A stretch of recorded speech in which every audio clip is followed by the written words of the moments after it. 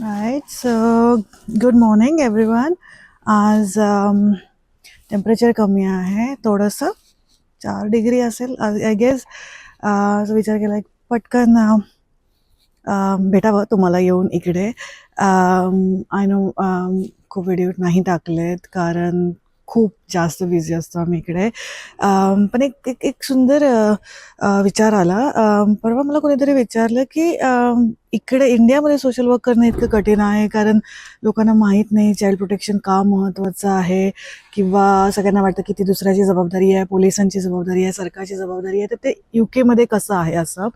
So इकडे कायद्याने सगळ्यांची जबाबदारी आहे. म्हणजे जर तुम्हाला काही माहीत असेल, काही कळलं असेल की या मुलाचं अब्यूज होतं आहे किंवा या मुलाला चुकीचं ट्रीट केलं जातं आहे, आणि जर तुम्ही ते नाही कन्वे केलं पोलिसांना, सरकारला, शाळेला, तर कायद्याने तुम्ही लायबल आहात.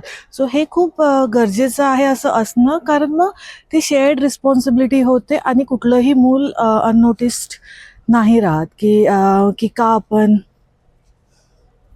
नाही सांगितलं आधी, ते मूल वाचू शकलं असतं, त्याचे हाल झाले नसते. तर ती ती ती चांगली गोष्ट आहे इकडे. पॉक्सो कायद्यानुसार जो आपल्याकडे 2012 साली आला आय थिंक, तर त्याने सेक्शुअल अब्यूज बाबतीत मुलांच्या ते केलं इंडियामध्ये, की जर तुम्हाला माहिती आहे की कुठलं मूल सेक्शुअल अब्यूजमधून जात आहे, लैंगिक शोषण होतं आहे कुठल्याही प्रकारचं, आणि जर तुम्ही सांगितलं नाही तर तुम्ही कायद्याने लायबल आहात.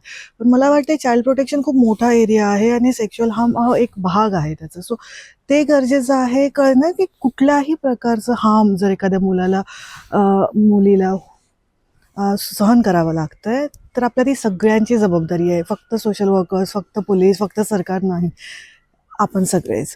सो सो ते झालं पाहिजेत. जर होत असेल इंडियामध्ये, मी बरेच वर्ष बाहेर आहे, पण ऑफकोर्स मी सतत जात असते, माझं घर तिथे आहे, माझं कुटुंब तिथे आहे. सो बऱ्यापैकी मला माहिती आहेत गोष्टी. माझे कॉलिग्स ज्यांच्याबरोबर मी आधी काम केलं आहे. पण जर माझं काही चुकत असेल तर प्लीज कॉमेंटमध्ये सांगा आणि त्यावर मग आपण निवांत आणि सविस्तर बोलू. ऑफिसला निघते आता. सो इतकंच. बाय. पुन्हा भेटू. बाय.